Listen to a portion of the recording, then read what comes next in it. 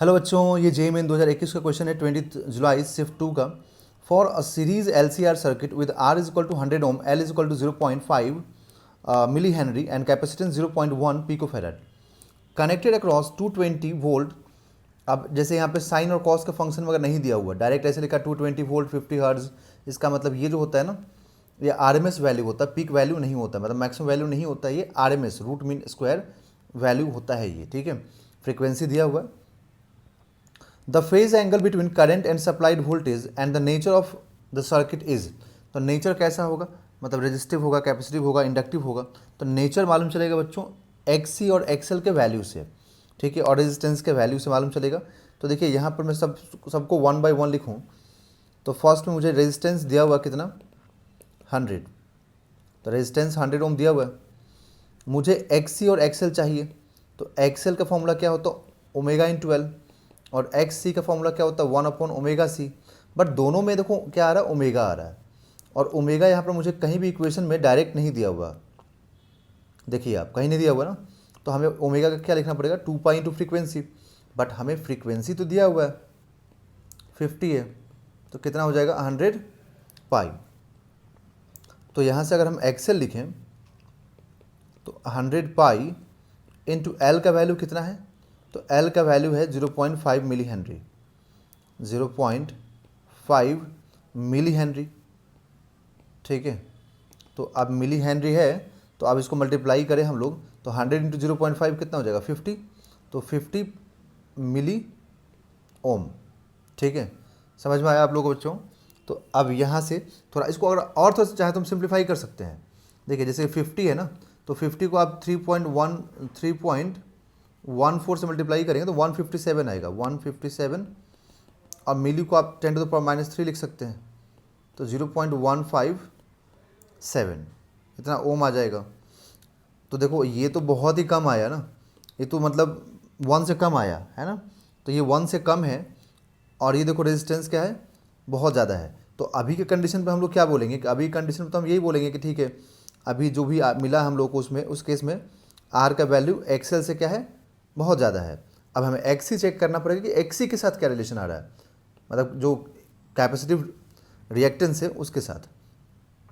तो इसके लिए फॉर्मूला 1/ओमेगा सी है, तो 1/ओमेगा सी, ओमेगा कितना है 100 पाई, और सी कितना 0.1 इंटू 10 टू द पावर, देखो -12 लिखना पड़ेगा क्योंकि पिको फेराड है, और पिको फेराड का मतलब होता है 10 टू द पावर -12। आप देख सकते हैं यहाँ पर ये पिको फेराड है, ओके।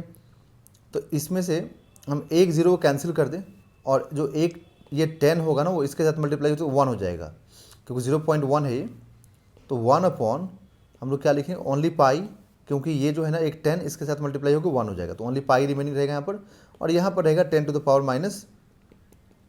-11, ओके। तो हम लोग क्या लिखेंगे कि X C is equal to 10 to the power 11 यहाँ कर दीजिए अपॉन पाई।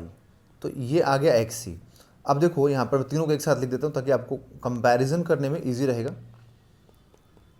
एक्सएल का वैल्यू 0.157 आया, एक्स सी का value 10 to the power 11 by pi आया, और आर का वैल्यू 100 है। तो अब आप देखिए सबसे ज़्यादा क्या हुआ, सबसे ज़्यादा एक्स सी, फिर आर, फिर एक्सएल, ओके। तो यहाँ पर नेचर कैसा होगा, कैपेसिटिव होगा, रिएक्टिव कैपेसिटिव होगा, इंडक्टिव होगा, रेजिस्टिव होगा, कैसा होगा उसको डिसाइड करने के लिए इसी चीज़ से हम देख सकते हैं। तो हम लोग यहाँ पर क्या लिखेंगे, देखिए कि एक चीज़ तो क्लियर है कि इंडक्टिव नेचर नहीं होगा, क्योंकि इसका जो रिएक्टेंस है वो बहुत कम आ रहा है, तो इंडक्टिव नेचर तो होगा नहीं, ये तो यहीं रिजेक्ट हो गया। अब अगर हम इन दोनों का डिफरेंस भी लेके देखें, तो इन दोनों का जो डिफरेंस आएगा ना वो लगभग लगभग 10 to the power 11 upon pi के आसपास ही रहेगा, ठीक है। जो कि ये जो वैल्यू है ये बहुत ही एक मतलब लार्ज वैल्यू है ना, हम ये बोल सकते हैं कि एक बहुत ही लार्ज वैल्यू है किसके रिस्पेक्ट में, रेजिस्टेंस के रिस्पेक्ट में, और रेजिस्टेंस है कितना 100 ओम, ठीक है। तो अगर ये लार्ज वैल्यू है, क्योंकि एक्सी का वैल्यू बहुत लार्ज है, देखिए आप यहाँ पर, तो अगर एक्सी का वैल्यू लार्ज है तो इसका मतलब एक्सी माइनस एक्सएल भी बहुत लार्ज वैल्यू देगा, तो जो कि रेजिस्टेंस से बहुत हाई होगा।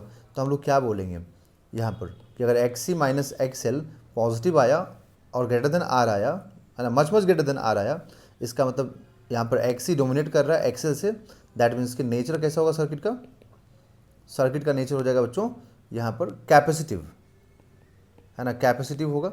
और अगर कैपेसिटिव होता है तो फेज डिफरेंस जो होता है ना वो 90 आता ही है ना, कैपेसिटिव अगर होता है ना, ठीक है, तो हम जानते हैं कि कैपेसिटिव होने पे क्या होता है, फेज डिफरेंस 90 अपने को मिलता है यहाँ पर। ओके, सो यहाँ पे फेज डिफरेंस आपको 90 मिलेगा, ठीक है, नेचर कैपेसिटिव होगा। तो ऑप्शन नंबर कौन सा मैच करेगा, ऑप्शन नंबर डी, ठीक है। अब देखिए 90 वाले पर कन्फ्यूज़ नहीं होना बच्चों, अगर आपको मालूम हो तो देखिए रेजिस्टेंस मतलब करंट और वोल्टेज और कैपेसिटेंस इन तीनों का, है ना, देखा जाए अगर तो VL, VC और I 90 पे ही होता है।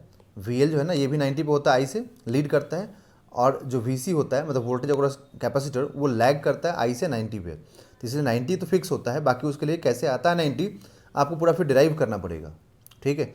तो 90 जब नेचर कैपेसिटिव होगा तब भी 90, नेचर अगर इंडक्टिव होगा तब भी 90 ही होगा, बट यहाँ पे कैपेसिटिव आया है इसलिए हम क्या बोलेंगे 90 and predominantly capacitive circuit. Okay, तो option number D is the right answer.